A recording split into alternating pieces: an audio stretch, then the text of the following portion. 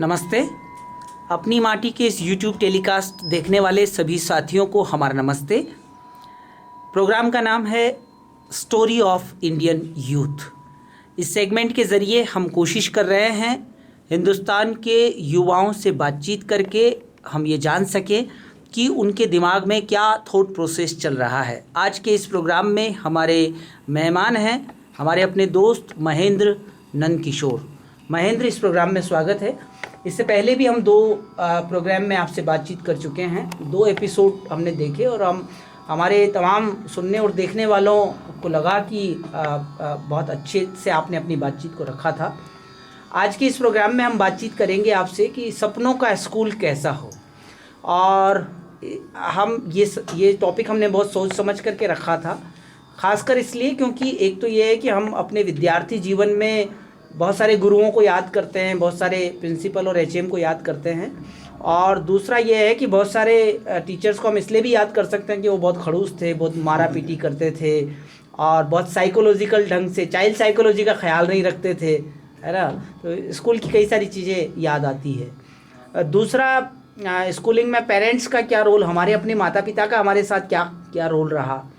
तो आप अभी आप एक लेक्चरर हैं और इन फ्यूचर यदि आप एक स्कूल खोलना चाहते हैं तो आपके सपनों का स्कूल कैसा होगा, तो उन सारी चीज़ों को आप ध्यान में रखते हुए अपनी बात कहेंगे, ऐसा हम सोचते हैं। दूसरा, आप एक स्कूल में हैं तो आप अभी खुद कैसे बच्चों के साथ डील कर रहे हैं, पेरेंट्स के साथ कैसे आपका डीलिंग है, एक स्कूल एडमिनिस्ट्रेशन के साथ कैसा डीलिंग है, क्या क्या चीज़ें आप मिस करते हैं। तो उन तमाम चीज़ों को समेटते हुए हमारे दर्शकों के लिए हम आपसे बातचीत करेंगे कि सपनों का स्कूल। तो मैं सबसे पहले आपसे पूछना चाहूँगा कि आप एक स्कूल, अपने सपनों का स्कूल खोलना ही क्यों चाहेंगे? ऐसी क्या ज़रूरत पड़ी कि आप स्कूल खोलना चाहते हैं? ये मतलब जनरली ऐसा होता है कि जब बातचीत शुरू होती है तो पहले आसान सवाल पूछे जाने चाहिए और कठिन सवालों को बाद में रखा जाना चाहिए। पर आपने एक यक्ष प्रश्न जो है वो पूछ लिया कि स्कूल खोलना ही क्यों चाहते हैं। सबसे पहला तो ये कि अभी कोई आइडिया नहीं है कि स्कूल खोलना ही है, बट हाँ ऐसा लगता है कि एक दिमाग में बना है कि जैसे बहुत सारे स्कूल्स के अंदर बहुत सारे स्कूल्स देखे हैं या कहीं स्कूलों के अंदर काम किया है, तो कभी कभी ऐसा दिमाग में आता है कि ये चीज़ नहीं होनी चाहिए, ये चीज़ होनी चाहिए। पर यह कि वहाँ पर हम लोग कोई उतना ज़्यादा बड़ा बदलाव कर नहीं सकते, पर दिमाग में ये चलता रहता है कि हाँ अगर ऐसा स्कूल ऐसा कुछ अगर बनाने का हुआ तो फिर बहुत सारी ऐसी चीज़ें हैं जिनको घटाना चाहूँगा या जिनको बढ़ाना चाहूँगा। सबसे पहले तो बीते कुछ दिनों अलग अलग जो विश्व के अंदर अलग अलग जो स्कूलिंग सिस्टम है उसको लेकर मैंने थोड़ा वर्कआउट किया। तो उसके अंदर मैंने पाया कि काफ़ी सारे स्कूल जो हैं वो उनके अंदर बहुत सारी सिमिलैरिटीज़ हैं। जैसे अगर हम बात करें तो स्कूल में आज भी बोर्ड के ऊपर ही पढ़ाया जाता है, बोर्ड के ऊपर ही पढ़ाया जा रहा है। अब ये जो सिस्टम है, मतलब मुझे लगता है कि जैसे बहुत सारे, जैसे एक टिपिकल बन गया कि एक टीचर है, एक ब्लैक बोर्ड है और क्लासरूम जो है वो कि 3 रोज बनी रहेगी टेबल वाली, वहाँ पर जो है वो बच्चे बैठेंगे, टीचर सामने होगा और उसके पीछे जो है वो ब्लैक बोर्ड होगा, वाइट बोर्ड होगा या फिर उसके पीछे आपका ग्रीन बोर्ड होगा, जो भी इस तरह का। तो ये जो सिस्टम पूरा बना हुआ है, मुझे लगता है कि इसके अंदर कुछ इनोवेशन होना चाहिए। जैसे मैंने YouTube के ऊपर एक वीडियो देखा था, उसके अंदर बड़ी अच्छी बात बताई थी कि जब हम कम्युनिकेशन की बात करते हैं, टेली कम्युनिकेशन, तो उसमें क्या हुआ, शुरुआत के अंदर जो है हम जब कम्युनिकेट करना होता था तो किसी को भेजा जाता था। बाद में फिर ग्राम बेल ने टेलीफोन का आविष्कार किया, फिर उसके बाद में टेलीफोन से वो वायरलेस फ़ोन बना, फिर वो मोबाइल फ़ोन बना, फिर स्मार्टफोन बना। तो आप देखो कम्युनिकेशन के अंदर कितना ज़बरदस्त इनोवेशन हुआ है। बट जब टीचिंग को देखते हैं हम लोग, तो उसमें कुछ नहीं हुआ कि जो फोटोग्राफ्स थे क्लासरूम के वो ब्लैक एंड वाइट से कलर्ड हो गए, बट सीन जो है वो हमारे सामने वही है कि स्टूडेंट्स बैठे हैं, टीचर खड़ा है और बैकग्राउंड में आपका बोर्ड है। तो इसके अंदर कुछ खास बदलाव नहीं हुए। तो ये बड़ा मतलब खतरनाक है। तो मुझे लगता है कि ये चीज़ जो है वो बदलनी चाहिए। फिर उसके बाद में क्लासरूम का जो स्टाइल हुआ, मतलब वो थोड़ा फ्री स्टाइल होना चाहिए। कभी बच्चे नीचे भी बैठे हैं, कभी बच्चा जो मतलब जो पूरा जो स्ट्रक्चर हो कि गोल हम लोग बैठ जाएं, टीचर बीच में हो, कभी जो है टीचर बच्चों के बीच जाके बैठ जाए, वहाँ से जो है वो बच्चे उठकर आएँ और वो कुछ चीज़ें करें। हर बार टीचर ही क्यों क्लास ले, क्यों ना बच्चे जो है वो मतलब अपने से खुद से सीखने की जो है वो कोशिश करें।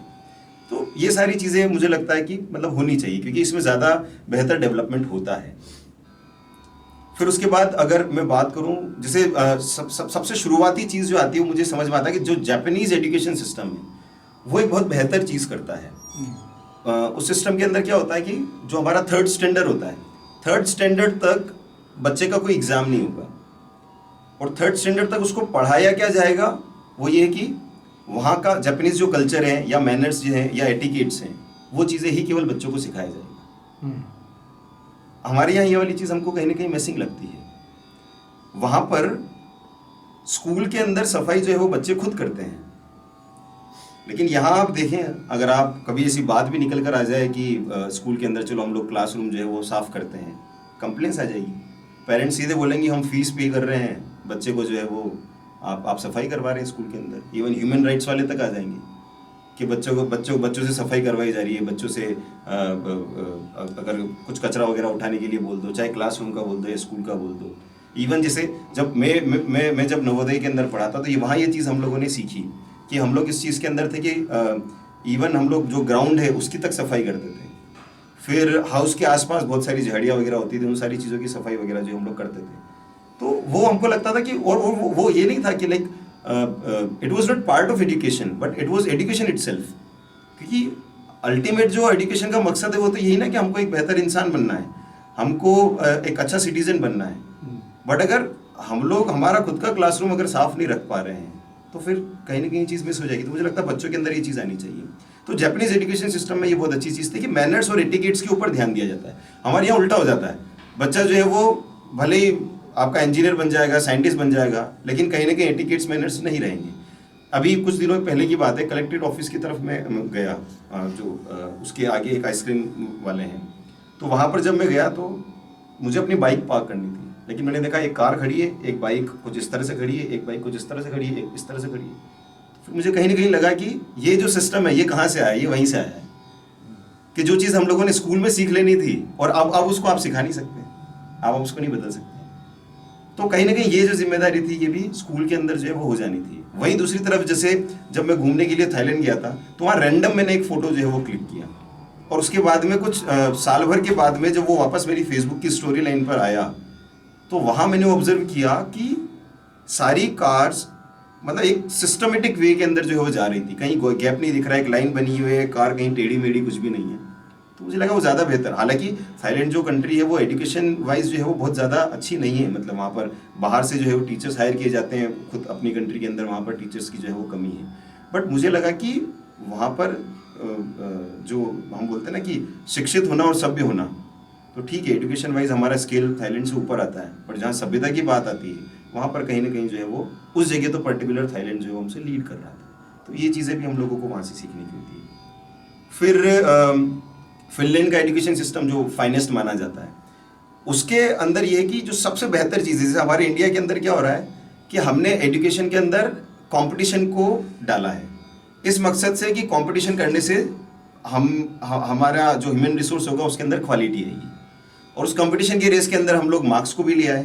ठीक है, कहीं कहीं जो ज़्यादातर कॉम्पिटिटिव एग्जाम है वो तो इसी चीज़ के बारे में कि आपको कितना पता है, आपके पास कितनी ज़्यादा इन्फॉर्मेशन है ना, उसमें विजडम वाली कोई चीज़ नहीं है, उसके अंदर और भी जो बहुत अलग अलग चीज़ें होती है वो उसका पार्ट नहीं है। तो वहाँ का जो एजुकेशन सिस्टम उसके एक हुए हैं पासी सालबर्ग, जो फिनलैंड एजुकेशन सिस्टम के ऊपर उन्होंने काफ़ी कुछ जो है वो लिखा है।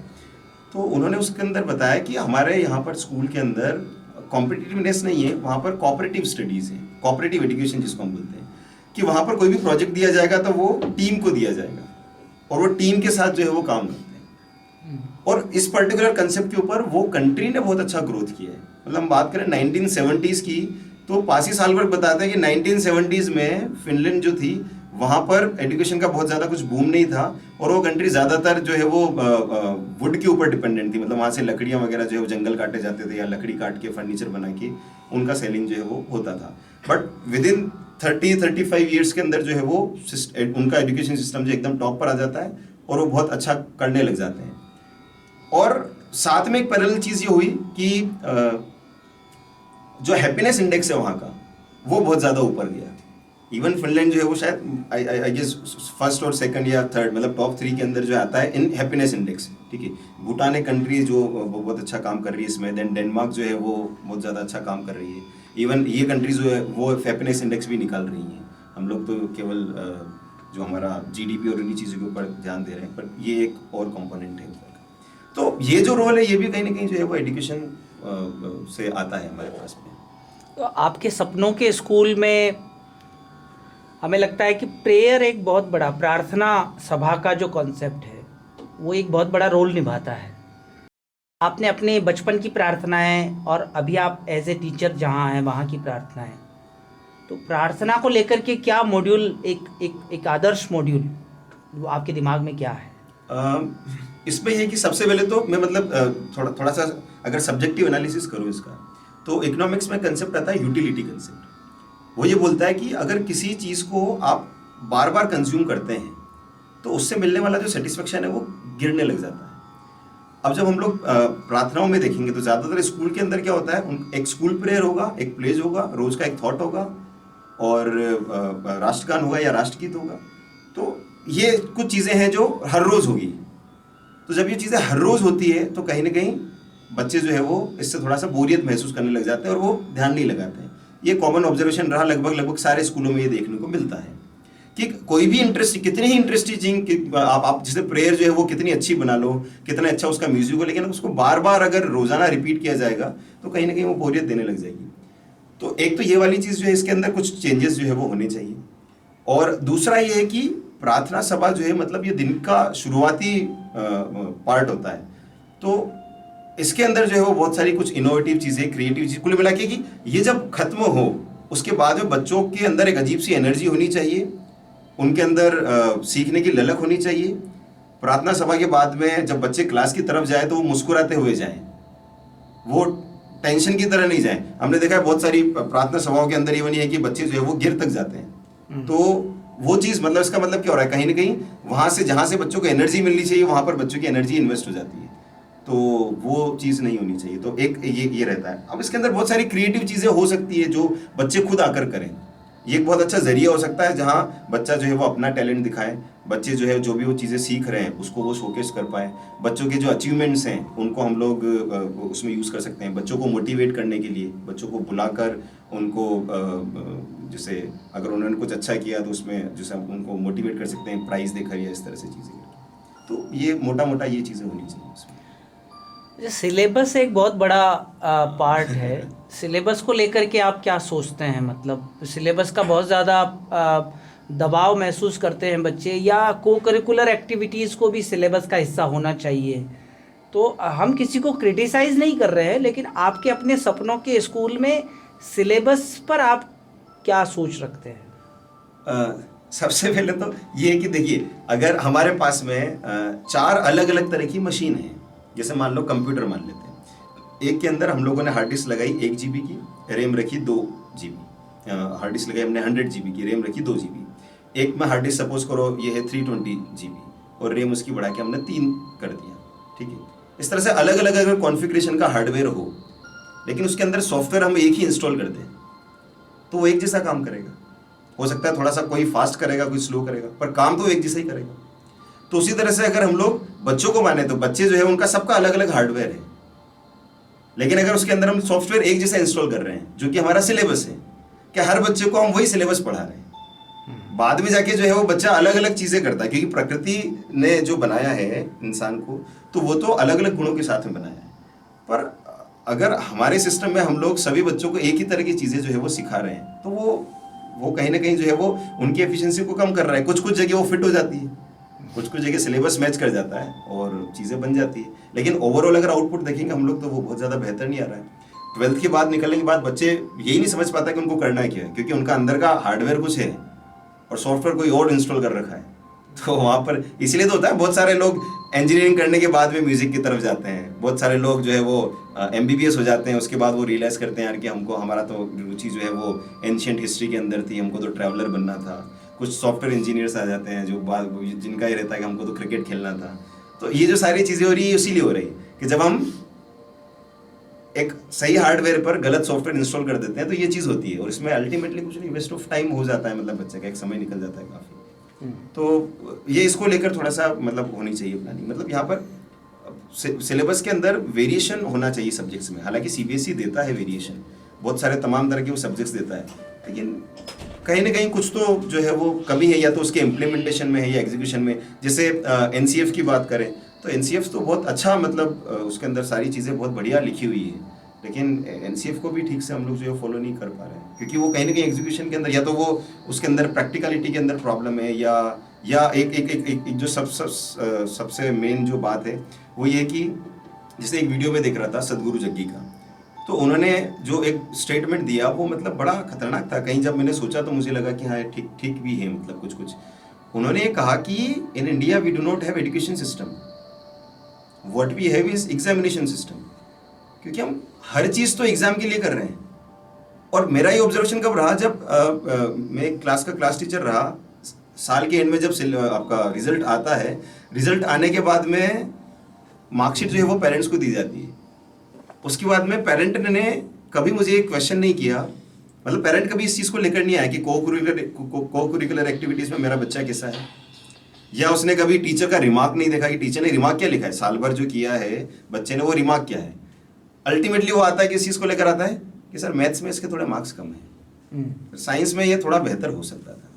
मतलब वही मार्क्स जो है वो डिस्कस किए जाते हैं। उसके अलावा रिपोर्ट कार्ड के अंदर बहुत सारी और भी चीज़ें होती है। टीचर का अपना रिमार्क होता है जो पूरा साल भर का हो सकता है, कि उसको एक समरी जो है वो बता सकता है बच्चे की कि बच्चा किस स्थिति में रहा, पर उसको बहुत कम पेरेंट जो है वो पढ़ते हैं। जो ओवरऑल जो है वो केवल ग्रेड को देखा जाता है, तो वो कहीं ना कहीं जो है वो कमी है ये चीज़ें। अच्छा, आपके सपनों के स्कूल में आप खुद स्कूल चलाने वाले होंगे, और जो टीचर्स आप रखेंगे या जो टीचर्स ऑलरेडी आपके यहाँ हैं उनसे आप क्या अपेक्षाएं रखेंगे?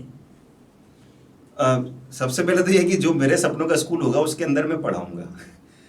जनरली ये होता है कि जिसका स्कूल होता है वो पढ़ा नहीं पाता। जैसे मेरा फ्रेंड ही है, मतलब अमित जो है वो अभी स्कूल के अंदर वाइस प्रिंसिपल है, पर वो कहीं ना कहीं जो है बार बार जब उससे बात होती है तो वो पढ़ाना चाहता है, वो क्लास में जाना चाहता है, वो बच्चों से इंटरेक्ट करना चाहता है, बट काम का लोड इतना ज़्यादा होता है कि वो जा ही नहीं पाता है। तो एक जो सबक मैंने सीखा कि जब स्कूल होगा तो सबसे पहले उस स्कूल के अंदर मैं टीचर हूँगा, प्रिंसिपल नहीं, वाइस प्रिंसिपल नहीं, या किसी तरह का कोई हेड नहीं हूँगा। उसके अंदर मैं एज अ टीचर काम करूँगा। प्रिंसिपल के लिए हैं 2-4 लोग नज़र में, तो उनसे बात करूँगा, तो वो रहेगा। फिर दूसरा है कि जब बात अगर टीचर्स की एक्सपेक्टेशन की होगी, टीचर से मैं क्या उम्मीद रखता हूँ, तो इसके अंदर एक तो जो अब्राहम लिंकन ने जो खत लिखा था अपने टीचर को, उसको बहुत ज़्यादा हद तक जो है मैं फॉलो करता हूँ। तो एक तो वो उन्होंने जो सारी बातें बताई वो होनी चाहिए। फिर टीचर से मैं यही वाली चीज़ कहूँगा कि आप ना, मतलब हमको, we do not want engineers, we do not want doctors, we do not want scientist, we do not want even teachers. हमको जिस चीज़ की ज़रूरत है वो ये कि हमको एक अच्छे सिटीज़न जो है वो हमारे स्कूल से निकालने हैं। कहीं मैंने एक फोर्ट देखा था, प्रतापगढ़ डिस्ट्रिक्ट के अंदर एक स्कूल है, वहाँ पर लिखा हुआ था कि ये, मतलब आप जो प्रिंसिपल है वहाँ के, उन्होंने लिखा था कि अपना अबोध बालक मुझे दे और मुझसे एक सभ्य नागरिक ले। तो यही ओवरऑल जो है वो मोटिव मेरा होगा जब मैं टीचर्स के साथ में बात करूंगा कि किस तरह की, क्योंकि सब्जेक्ट तो ठीक है, सभी टीचर ने पढ़ाना है, बच्चों ने भी पढ़ना है, पर उसके अलावा ये चीज़ जो है वो होनी चाहिए।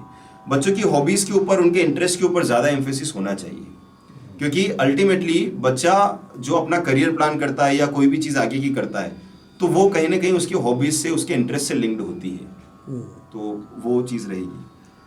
तो बहुत बहुत शुक्रिया महेंद्र। सपनों का स्कूल, ये आज के हमारी स्टोरी ऑफ इंडियन यूथ का टाइटल था, और हमें ये लगता है आखिर में कि इसका एक और भाग आना चाहिए, क्योंकि बातचीत काफ़ी अधूरी अधूरी लग रही है। फ़िलहाल आपका शुक्रिया।